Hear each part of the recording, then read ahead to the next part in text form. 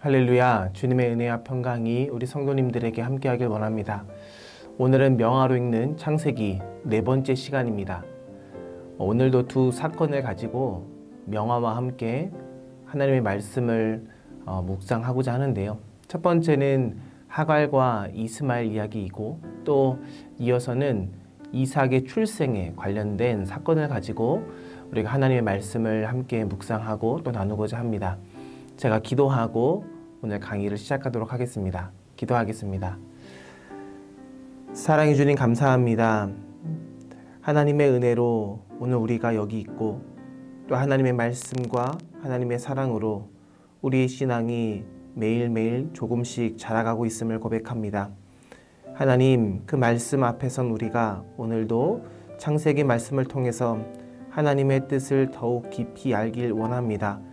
오늘의 강의를 통해서 하나님을 알아갈 때에 우리의 삶의 작은 변화가, 또 우리의 신앙의 깊이가 조금 더 깊어질 수 있는 은혜를 허락하여 주시옵소서. 하나님, 시작하는 시간입니다. 또 마치는 시간까지 함께하여 주시고 집중력을 허락하여 주시고, 또 우리 마음속에 그리스도 예수의 평강이 넘쳐나는 귀한 시간 될 수 있도록 인도하여 주시옵소서. 예수님의 이름으로 기도드립니다. 아멘. 오늘은 첫 번째 시간으로 하갈과 이스마엘 이야기를 함께 나누고자 합니다. 시작하기에 앞서 하나님의 말씀을 먼저 읽고 시작하고자 하는데요.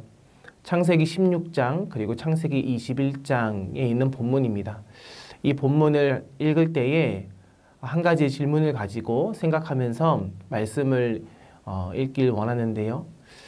본문에 등장한 아브라함과 사레 그리고 하갈, 이 세 인물이 이 사건 안에서 어떤 생각을 하고 있었는지, 그리고 그들이 각자의 삶의 자리에서 어떤 자기 반성을 하고 있었는지 생각하면서 이 본문을 함께 읽어보길 원합니다. 다 같이 창세기 16장, 21장의 본문을 읽도록 하겠습니다. 제16장.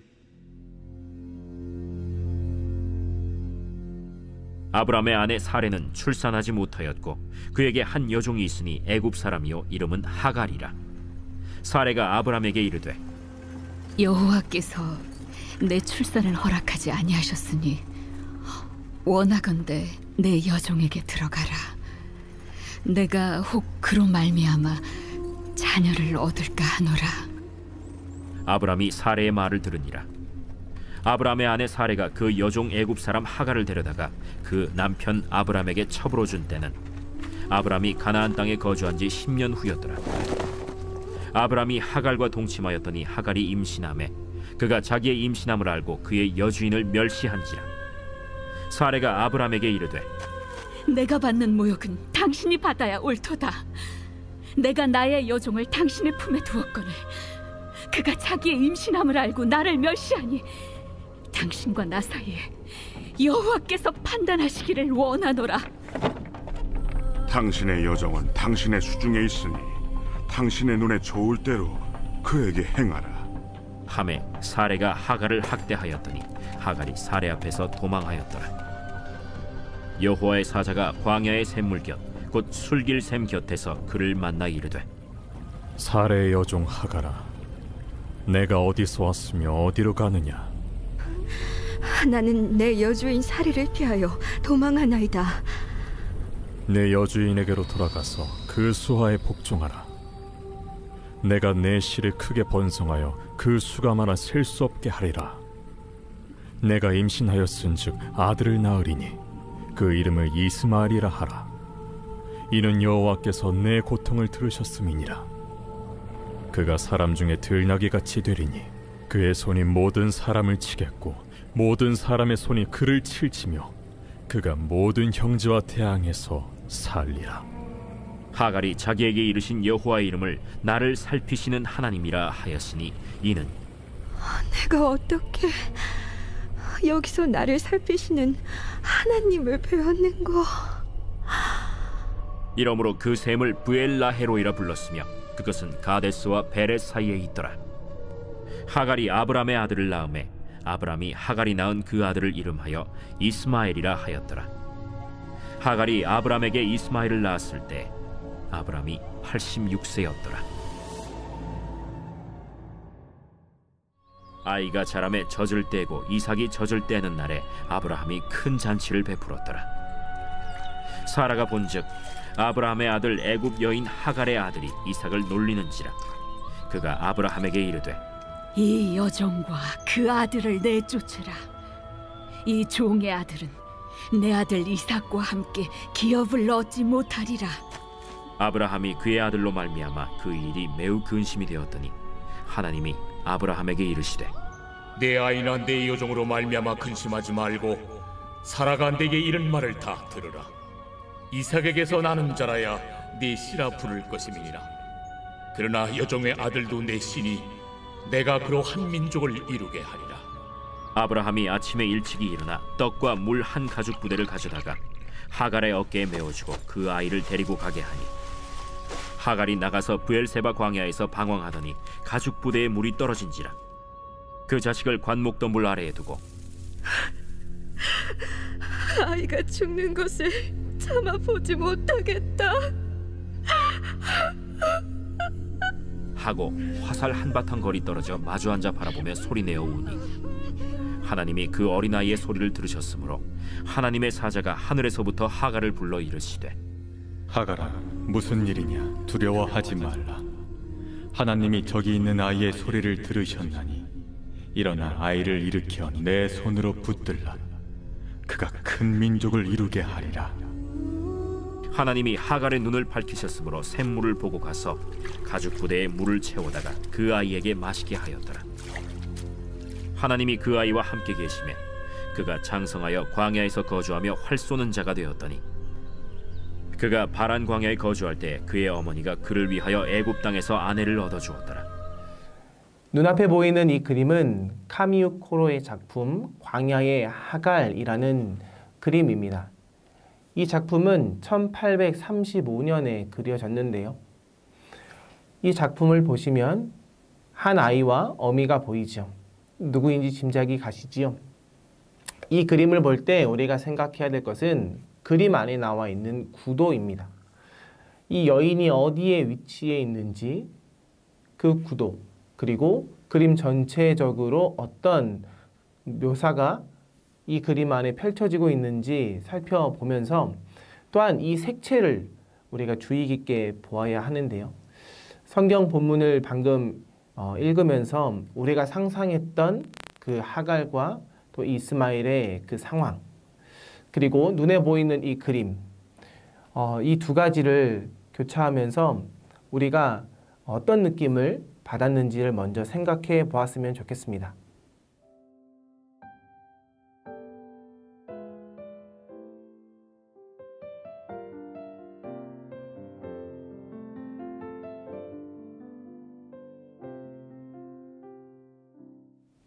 하나님의 약속은 어떻게 이루어질까요?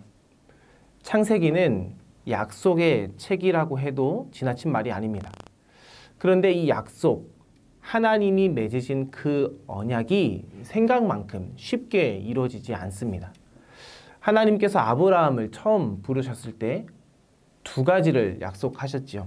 그것은 후손과 땅입니다. 그런데 이 약속을 받은 아브라함이 가나안 땅에 정착한 지 약 10년이 지나도록 아무것도 이루어진 게 없었습니다. 10년이란 시간은 결코 짧은 시간이 아니죠. 상황이 이렇게 이르게 되자 아브라함과 그의 아내 사레는 조금 조급해지기 시작했습니다. 사레는 여전히 불임 상태였지요. 어찌 보면 아브라함보다 사레가 조금 더 조급했을 것 같습니다. 창세기 11장 30절에 그런 상황들이 잘 묘사가 되어 있는데요. 창세기에 나와 있는 그 사레의 결정, 자신의 첩을 아브라함에게 주고자 했던 그 결정은 우리가 창세기 본문 안에서는 볼 수 없지만 당시 아브라함과 또 사레가 살았던 그 고대 근동 사회에서의 그 분위기를 보자면 너무나 자연스러운 인간적인 결정이라고 우리가 생각할 수 있는데요. 왜냐하면 고대 사회에서는 불임이 씨족 공동체에 있어서 굉장히 치명적인 흠이었기 때문입니다. 그래서 고대 사회에서는 이 문제를 해결하기 위해서 일찍부터 씨바지를 두도록 법으로 명시하였죠. 가령 주전 22세기의 메소포타미아 법전인 우르나무 법전에 이런 경우를 설명하고 있습니다. 그 법전에 이렇게 나와 있는데요. 만일 종이 자유민과 혼인하여 아들을 낳았을 경우 종은 그 아들을 주인에게 주어야 한다.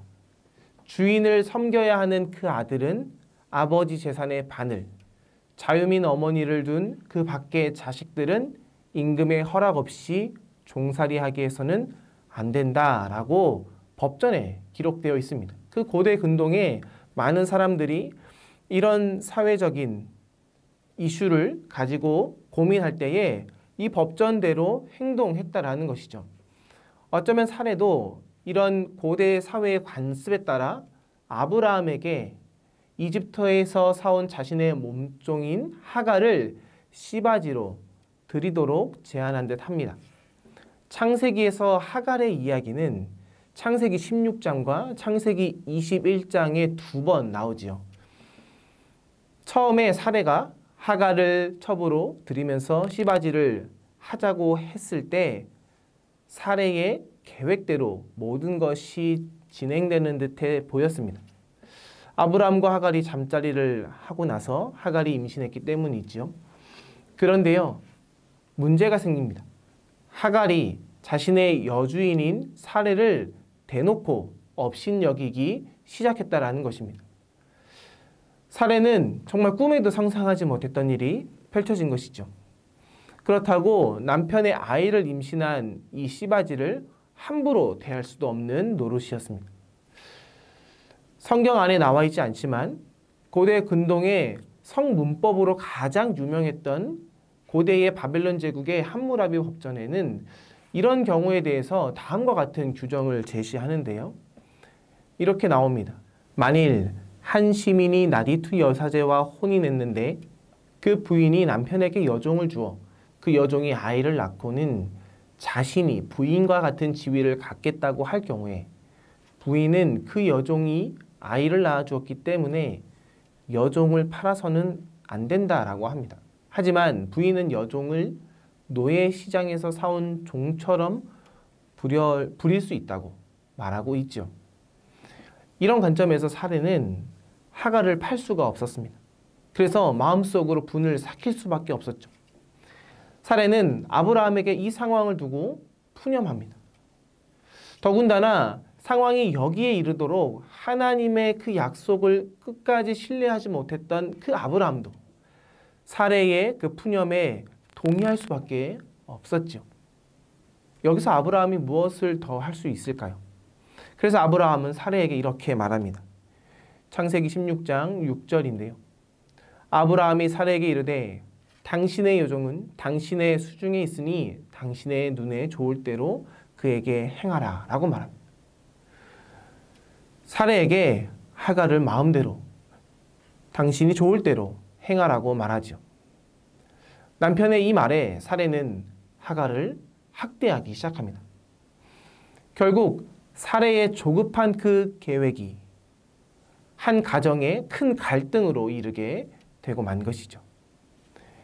이에 하갈은 여주인을 피해서 본인이 스스로 광야로 나갑니다. 그 광야에서 한 셈에 이르게 되는데요. 바로 거기서 하갈은 하나님의 사자를 만납니다. 이 16장에는 하갈이 세 가지 이름을 고백하는 장면이 나오는데요.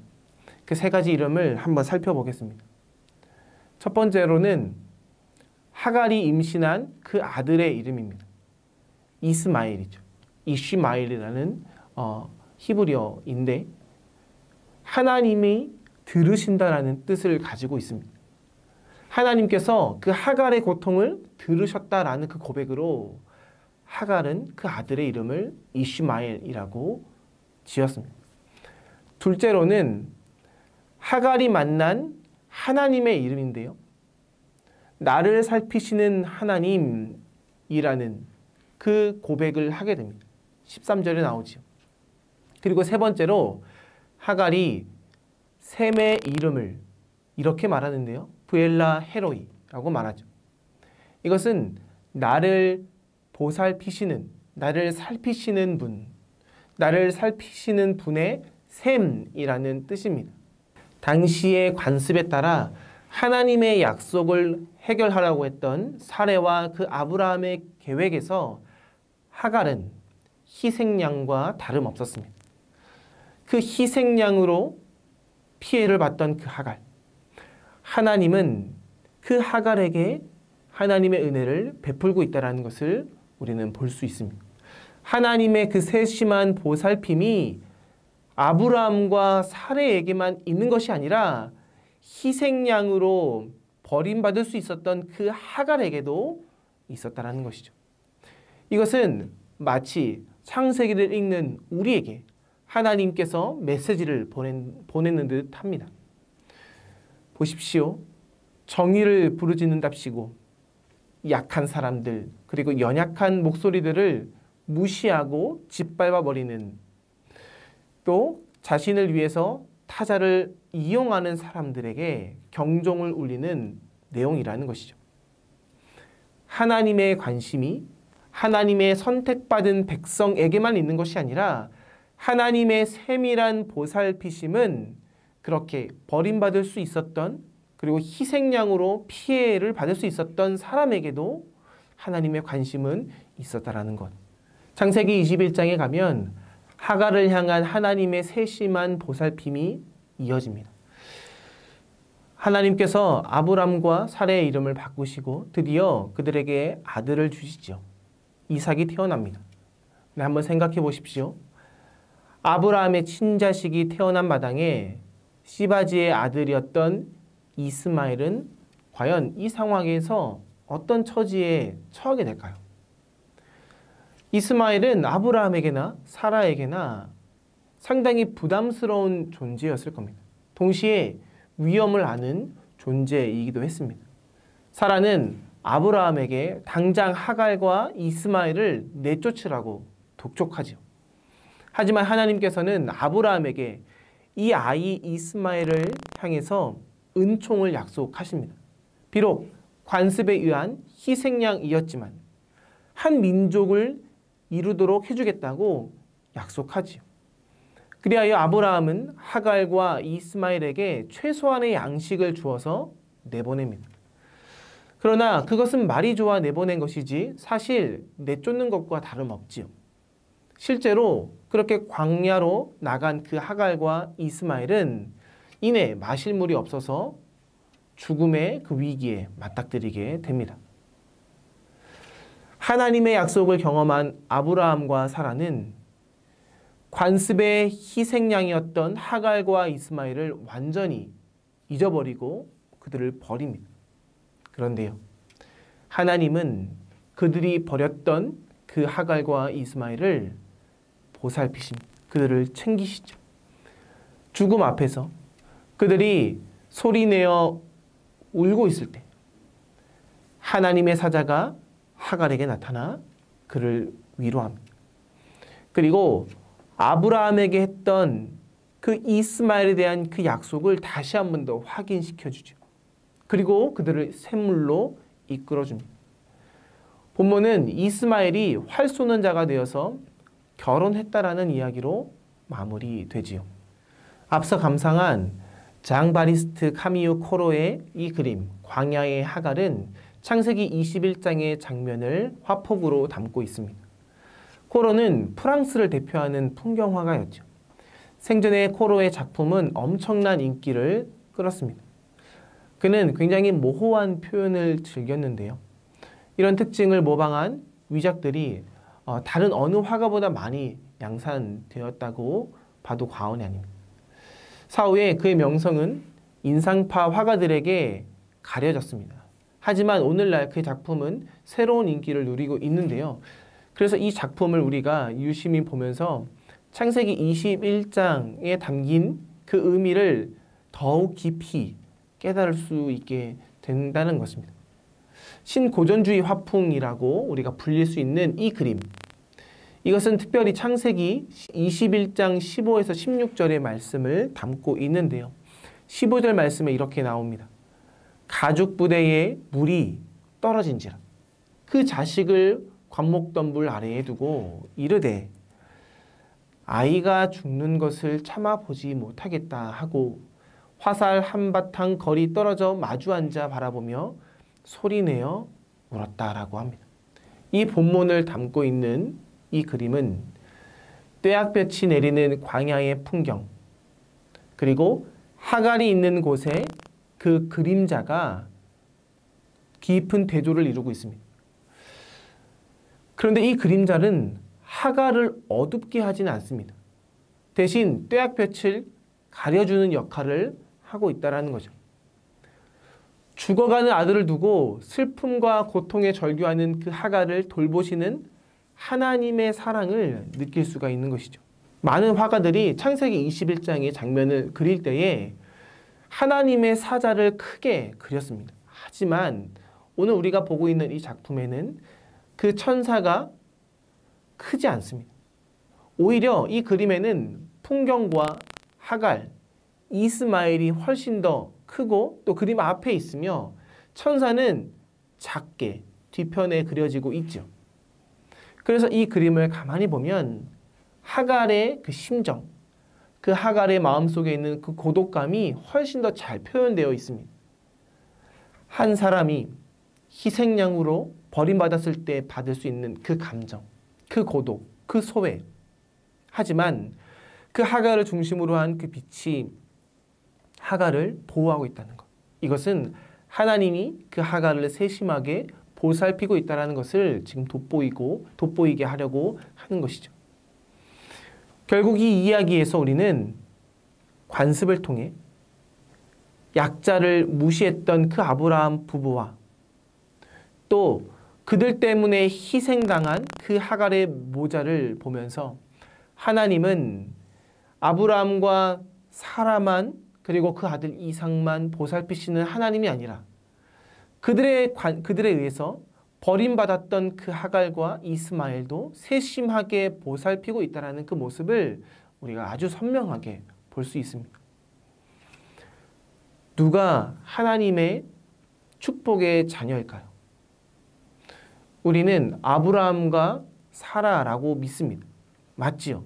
하나님의 백성은 그들의 후손을 통해서 완성되고 하나님의 뜻이 이루어집니다.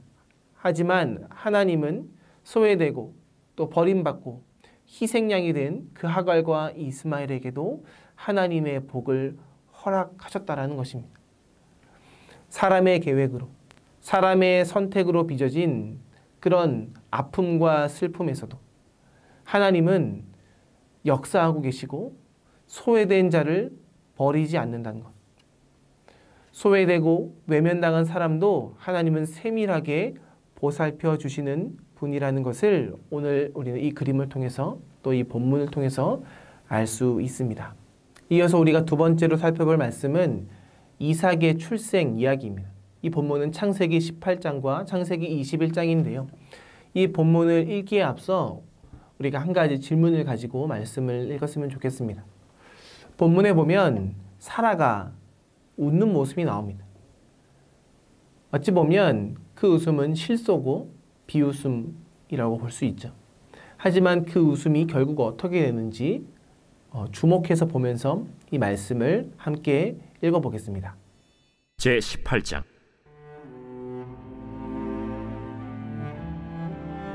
여호와께서 마므레의 상수리 나무들이 있는 곳에서 아브라함에게 나타나시니라. 날이 뜨거울 때에 그가 장막문에 앉아 있다가 눈을 들어본즉 사람 셋이 맞은편에 서 있는지라.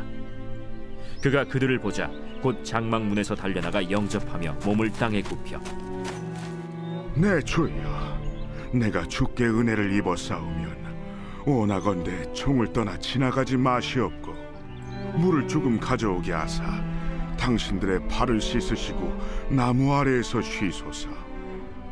내가 떡을 조금 가져오리니 당신들의 마음을 상쾌하게 하신 후에 지나가소서. 당신들이 종에게 오셨음이니이다. 내 말대로 그리하라. 아브라함이 급히 장막으로 가서 사라에게 이르되 속히 고운 가루 3세알을 가져다가 반죽하여 떡을 만들라. 아브라함이 또 가축되어 있는 곳으로 달려가서 기름지고 좋은 송아지를 잡아 하인에게 주니 그가 급히 요리한지라.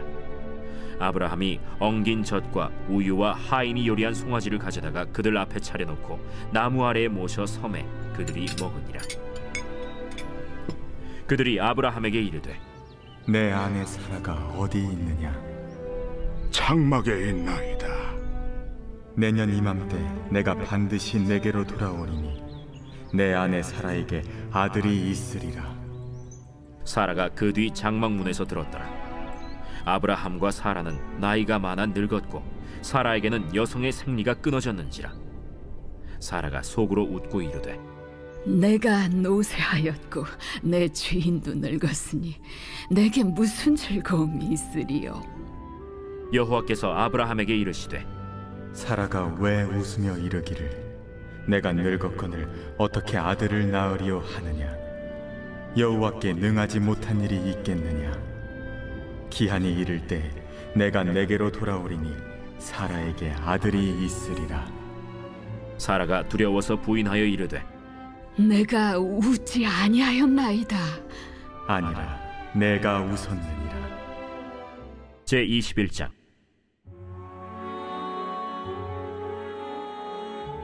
여호와께서 말씀하신 대로 사라를 돌보셨고 여호와께서 말씀하신 대로 사라에게 행하셨으므로 사라가 임신하고 하나님이 말씀하신 시기가 되어 노년의 아브라함에게 아들을 낳으니 아브라함이 그에게 태어난 아들 곧 사라가 자기에게 낳은 아들을 이름하여 이삭이라 하였고 그 아들 이삭이 난 지 8일 만에 그가 하나님이 명령하신 대로 할례를 행하였더라.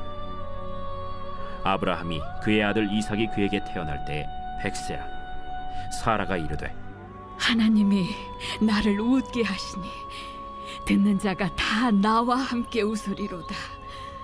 사라가 자식들을 젖먹이겠다고 누가 아브라함에게 말하였으리요마는 아브라함의 노경에 내가 아들을 낳았도다. 눈앞에 보이는 이 그림은 안드레 류블로프의 삼위일체라는 작품입니다. 1410년경에 이 그림이 그려졌는데요. 우리가 이 그림을 살펴보면서 두 가지를 먼저 생각해 봤으면 좋겠습니다.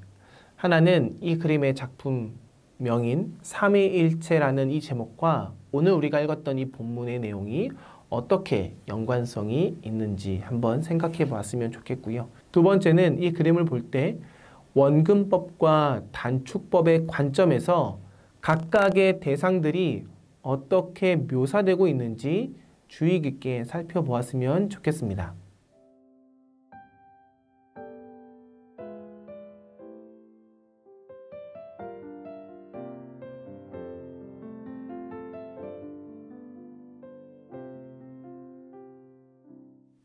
우리가 앞서 하갈과 이스마엘의 이야기를 통해서 보았듯이 아브라함과 사라는 당시 고대 근동 사회의 그 관습에 따라서 그 관습을 도구로 이용해서 하나님의 약속을 그들 스스로 이루고자 했습니다. 그런데 어떻게 되죠? 결국 실패로 돌아갑니다. 애꿎은 희생양만 낳고 말았습니다. 하나님은 아브라함의 나이 85살에 하갈이 이스마엘을 낳은 뒤에도 약 90세가 되도록 사라의 태를 열지 않으셨습니다. 아마도 아브라함이나 사라는 이때까지 하갈과의 갈등만 잘 해결된다면 하나님은 이스마엘을 통해서 그의 약속을 이룰 것이다 라고 생각했겠죠. 창세기 17장 18절의 말씀을 보면 이렇게 나옵니다. 아브라함이 이에 하나님께 아뢰되 이스마엘이나 하나님 앞에 살기를 원하나이다. 이렇게 말합니다. 그런데 하나님은 아브람에서 아브라함으로 사레에서 사라로 그들의 이름을 바꾸시며 다시 그들과 언약을 맺지요. 그러면서 놀랍게도 사라가 반드시 아들을 낳을 것이다 라고 말합니다. 창세기 17장 16절에 이렇게 나옵니다. 내가 그에게 복을 주어 그가 내게 아들을 낳아 주게 하며 내가 그에게 복을 주어 그를 여러 민족의 어머니가 되게 하리니 민족의 여러 왕이 그에게서 나리라. 이 약속을 듣자마자 아브라함은 그 자리에서 엎드려 웃고 맙니다. 이와 비슷한 이야기가 창세기 18장에도 이어지는데요. 같은 약속을 아브라함을 찾아온 세 사람이 말하고 있죠. 창세기 18장 9절에 이렇게 나옵니다. 그들이 아브라함에게 이르되 내 아내 사레가 어디 있느냐 대답하되 장막에 있나이다. 그가 이르시되 내년 이맘때 내가 반드시 내게로 돌아오리니 내 아내 사라에게 아들이 있으리라 하시니 사라가 그 뒤 장막문에서 들었더라. 이번에는 아브라함이 아니라 사라가 웃습니다.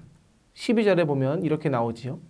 사라가 속으로 웃고 이르되 내가 노쇠하였고 내 주인도 늙었으니 내게 무슨 즐거움이 있으리요. 여기서 그가 웃는다라는 그 의미가 바로 그의 아들 이삭의 이름의 의미입니다. 이삭을 임신하기 전 아브라함과 사라가 웃었는데요. 근데 이 웃음은 참으로 어처구니가 없어서 자기도 모르게 툭 튀어나오는 실소였다라는 것이죠. 누가 봐도 실소가 맞죠. 노쇠하였고 그리고 하나님의 약속이 이미 이스마엘이라는 한 아들을 통해서 이루어질 것 같이 보였기 때문입니다. 그런데 다시금 그 약속을 하고 있는 그 하나님 앞에 그들은 실수할 수밖에 없었죠. 이 실소는 여태껏 약속을 붙잡고 살아왔던 그 100년의 세월에 그 회한이 담겨 있었던 것입니다. 어떻게든 약속의 성취에 한몫을 해보려고 했지만 결국 실패하고만 그들의 과거가 짙게 배어있는 웃음이죠. 하지만 우리가 잘 알듯이 정말로 그들에게 아들이 태어나게 되고 이삭이 태어난 뒤에 이 실소는 감사의 웃음으로 바뀌게 됩니다. 창세기 21장 6절에서 사라가 자신의 웃음을 이렇게 해석하지요. 사라가 이르되 하나님이 나를 웃게 하시니 듣는 자가 다 나와 함께 웃으리로다. 이렇게 볼 때 이삭의 출생의 이야기는 하나님의 약속에 대한 그 실소에서 성취에 따른 감사의 웃음으로 전환되는 이야기라고 볼 수 있습니다. 사실상 아브라함이 하나님과의 언약을 맺는 그 순간, 그리고 아브라함과 사라가 세 사람을 대접했던 그 순간이 바로 전환점이라고 볼 수 있죠. 달리 말하자면 아브라함과 사라가 하나님을 만나는 그 순간이 그들의 인생의 또 다른 전환점이 되었다는 것입니다. 창세기 18장 1, 2절을 우리가 다시 한 번 더 읽어볼 텐데요. 이 말씀 안에 하나님이 어떤 하나님으로 등장하는지 자세히 서술되어 있습니다. 창세기 18장 1절입니다. 여호와께서 마므레의 상수리 나무들이 있는 곳에서 아브라함에게 나타나시니라. 날이 뜨거울 때에 그가 장막문에 앉아 있다가 눈을 들어 본즉 사람 셋이 맞은편에 서 있는지라. 그가 그들을 보자 곧 장막문에서 달려나가 영접하여 몸을 땅에 굽혀. 1절의 첫 문장에는 여호와 하나님이 등장합니다. 그리고 2절에는 세 사람이 등장하지요. 이때 1절의 여호와와 2절의 세 사람은 동일시하여 볼 수 있습니다. 그래서 일찍이 이 본문은 삼위일체 교리를 표현하는 본문으로 사용되었습니다. 특히 동방교회의 미술인 비잔틴 미술에서는 그리는 방법까지 정형화되어서 오늘날까지 전해 내려오게 되었죠. 우리가 그래서 비잔틴 미술에 대해서 조금 살펴볼 필요가 있는데요. 비잔틴 미술에서 이렇게 말씀을 가지고 하나님의 말씀을 정형화해서 그린 그림을 이콘이라고 부릅니다. 오늘날 이 이콘이 많은 문제가 되긴 하지만 초기에 이 이콘을 그린 목적은 너무나 분명했습니다. 동방교회의 이콘 문화는 매우 독특한데요. 화가들이 창의적인 상상력이나 어떤 자신의 창의적인 어떤 표현력을 가지고 그림을 그린 것이 아니라 전통의 계승에 따라 그림을 그린 겁니다. 그래서 어느 누가 그리더라도 그리는 대상의 모습이나 그 의미가 동일하게 이어지도록 했던 것이 바로 이 이콘입니다. 이 이콘은 성경의 진리가 전하고 또 그것을 보는 사람이 하나님의 그 진리를 참으로 마음으로 체험할 수 있도록 표현하는 상징적 언어라고, 그림이라고 말할 수 있죠. 그래서 이 이콘은 그리는 대상을 도식화합니다. 그리고 간소화합니다. 또 변형하거나 그 일부를 과장해서 표현합니다. 더욱이 중요도에 따라서 크기를 달리해서 원근법에서 자유로운 역원근법을 사용합니다. 좀 어려운 말이죠. 이따 그림을 보면서 설명해 드리겠습니다. 먼저 이 이콘의 몇몇 정형화된 특징과 의미를 보면 다음과 같은데요. 눈은 크게 그렸는데 심오한 것을 보았기 때문에 크게 그렸습니다. 그리고 귀는 주님의 계명을 들을 준비를 하고 있다라는 표현으로 크게 그립니다. 그리고 코는 좁고 길게 그렸는데요. 세상적인 것을 맡지 않고 하나님의 아름다운 영성의 향기를 맡고 있음을 표현하기 위해서 그렇게 코를 그렸습니다. 또 작은 입은 꼭 필요한 음식만 취하면서 절제하는 삶을 살아가겠다라는 그런 결기로 작은 입을 표현하였죠. 낙원의 행복과 무소유에 대한 표현으로 입을 작게 그렸습니다. 그리고 손가락은 길게 그렸는데요. 가리킴을 받는 분과 그분의 업적이 참으로 위대함을 나타나기 위해서 손가락을 길게 그렸습니다. 그 그림에서 보면 다양한 색에 대한 의미가 나오는데요. 흰색은 깨끗함을, 검은색은 신비의 깊이를, 진청색은 시원함과 투명함을, 또 초록색은 희망과 안정을, 그리고 노란색은 하나님의 영광에 대한 광채의 의미를 담고 있고요. 그리고 붉은색은 신비한 본질의 그 뜨거움을 나타냅니다. 마지막으로 하늘색은 하늘빛의 광채를 나타내죠. 이러한 특징을 이콘에 담아서 그림을 그렸던 것입니다. 앞서 우리가 그림을 보았는데요. 이 그림이죠. 안드레이 르블로프의 그림인데요. 삼위일체라는 그 그림을 감상했습니다. 이 그림은 잘 알려진 대로 우리가 살펴본 그 본문을 소재로 하고 있습니다. 이 그림은요, 템페라 기법으로 그려졌다고 합니다. 이 템페라 기법이 무엇이냐면 목판에 먼저 회칠을 한 뒤에 린넨 천을 덮고 그 위에 달걀과 물을 용매로 한 혼합 채색 그 안료를 쓰는 방법을 말합니다. 하지만 오랜 세월이 지나면서 대부분 이 템페라층이 벗겨져서 새 천사의 얼굴이나 옷은 후대에 지금 덧칠한 것으로 우리가 볼 수 있는데요. 창세기 18장에 따르면 아브라함이 또 사라와 함께 세 사람에게 젖과 우유와 그리고 송아지 요리를 대접했다라고 합니다. 그런데 르돌프의 이 그림을 보면 그 모든 것을 간소화해서 표현합니다. 젖도 없고 우유도 없고 송아지도 없습니다. 그림 왼쪽 위를 가만히 보시면 아브라함의 집으로 여겨지는 그 구조물이 성당처럼 그려져 있음을 볼 수 있죠. 그리고 그 옆에는 간소화한 상수리 나무가 눈에 보입니다. 그리고 식탁 위에는 많은 음식들이 차려져 있는 것이 아니고 모든 음식들이 생략된 채 단지 영성체로 보이는 한 그릇만 남겨져 있습니다.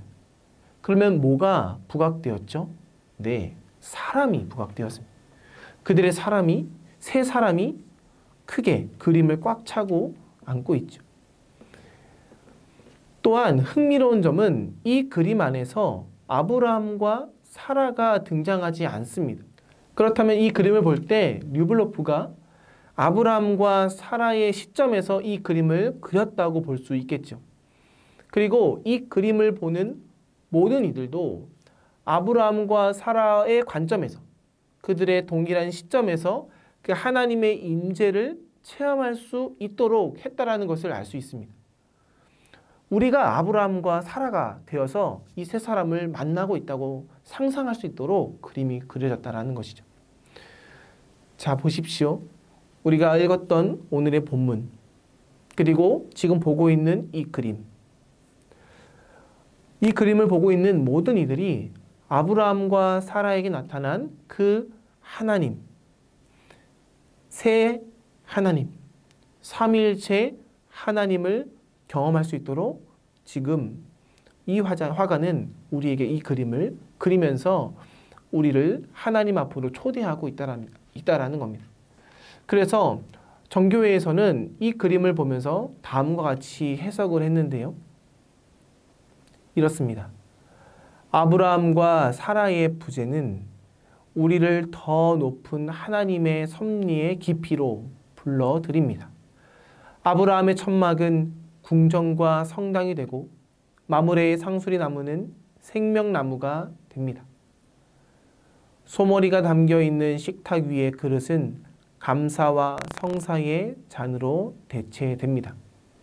세 명의 천사의 모습은 일반적인 신체 비율보다 훨씬 길게 그려집니다. 역원근법으로 그려지며 이콘을 지켜보는 신자와의 거리감은 사라집니다. 그들의 모습은 우리에게 더욱 가까이 다가오고 하나님께서 언제 어디서든지 우리 곁에 계심을 우리에게 느끼게 해줍니다. 유블로프가 창조해낸 전체적인 구도의 밝음, 가벼움, 독특한 신비로움은 하나의 높은 이상을 만들어냅니다.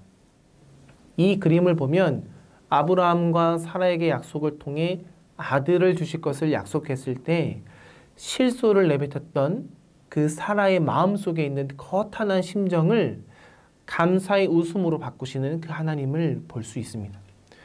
유블로프는 그 하나님이 오늘 이 그림을 보는 우리에게도 찾아오셔서 우리를 만나 주실 것이라고 말하고 있는 것이죠.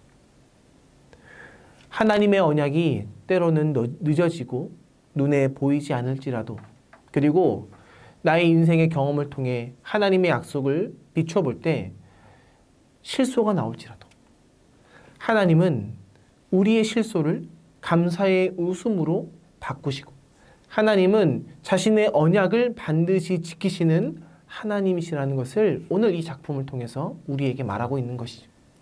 지금 당장의 상황에 매몰되어서 우리가 의심할지라도, 우리의 웃음이 아니라 우리에게 실소가 나올지라도 하나님은 그런 모습을 탓하지 않으시고 결국 우리에게 감사의 웃음을, 그 이삭을 허락하신다라는 것을 기억하시기 바랍니다. 그러니 오늘 우리가 이 작품을 보면서 다른 것들은 다 간소화하고 세 사람, 그 하나님을 부각하며 하나님이 나를 바라보고 나를 초대하신다는 것을 우리가 주목해야 된다는 것. 우리가 삶을 살다 보면은 비본질적이고 부차적인 것에 너무나 마음이 많이 매몰되지 않습니까? 하지만 이 그림을 볼 때마다 아브라함과 사라에게 찾아온 그 세 사람, 그 여호와 하나님이, 삼위일체 하나님이 오늘 우리의 실소를 감사의 웃음과 기쁨으로 바꾸신다는 것을 기억하면서 상황에 매몰되지 않고 비본질적이고 부차적인 것에 매몰되지 않고 하나님의 그 언약을 붙들고 살아가기를 초대하고 있다는 것을 기억하시기 바랍니다. 오늘 두 작품을 살펴보았는데요. 하나는 하갈과 이스마엘을 보살피시는, 소외된 그들을, 희생양이었던 그들을 버리지 않으시고 세밀하게 보살피셨던 그 하나님을 보았다면, 또 이삭을 약속하셨던 그 하나님, 아브라함과 사라가 처음엔 실수하였지만 그들의 그 비웃음을, 그 비아냥을 기쁨의 웃음으로 바꾸시는 하나님을 또한 보았습니다. 우리가 하나님을 얼마나 많이 알고 있나요? 우리가 알고 있는 하나님이 참으로 하나님의 전체 모습일까요? 여전히 알지 못하는 우리의 하나님 모습이 오늘 말씀 안에 담겨 있음을 우리가 살펴보았습니다. 하나님은 약자를 보호하십니다. 하나님은 소외된 자를 살피십니다. 하나님은 하나님의 언약이 이루어지지 않아서 낙담하고 있는 그들의 그 상황을 외면하지 않으십니다. 그들의 실소를 감사의 웃음으로 바꾸시는 분이십니다. 오늘 우리의 상황 속에서 답답하고 힘들고 또 우리의 꿈과 우리의 하나님이 우리에게 주신 그 언약을 잃어버리게 만드는 상황들이 우리 앞과 뒤에 우리 주변에 놓일지라도 오늘 이삭을 허락하셨던 그 하나님이 오늘 우리에게 찾아오셔서 우리에게 기쁨의 웃음을 선물로 허락하신다는 것을 기억하셨으면 좋겠습니다. 오늘 이 말씀을 기억하면서 한 주도 믿음 안에서 살아가길 주님의 이름으로 축복합니다. 제가 기도하겠습니다. 하나님 아버지 감사합니다. 오늘 하갈과 이스마엘이 또 아브라함과 사레의 그들의 계획의 희생양으로 버림받았을지라도 하나님께서는 하갈과 이스마엘을 세밀하게 보살피셨다라는 것을 우리가 바라봅니다. 또한 아브라함과 사라도 하나님의 언약이 이루어지지 않아 하나님이 그들에게 찾아와 약속을 다시 한번 보여주셨을 때 실수하였지만은 하나님께서 그들을 그 실수를 기쁨의 웃음으로 결국 바꾸셨다라는 것을 우리가 보았습니다. 하나님 그 은혜가 우리에게도 넘쳐나게 하여 주시옵소서. 소외되고 버림받았던 우리의 삶이 있다면, 하나님의 언약이 이루어지지 않아 낙담하는 우리가 있다면, 하나님 아버지 오늘 하갈과 이스마엘을 보살피셨던 그 하나님, 아브라함과 사라에게 그 약속을 이루셨던 그 하나님, 우리를 인도하시고 우리의 삶을 지켜주실 줄로 믿습니다. 그 하나님을 오늘 바라보며 믿음으로 승리할 수 있도록 인도하여 주시옵소서. 예수님의 이름으로 기도드립니다. 아멘. 감사합니다. 또 이번 한 주도 믿음 안에서 승리하시고 또 다음 주에 또 다른 본문으로 또 다른 그림으로 찾아보도록 하겠습니다.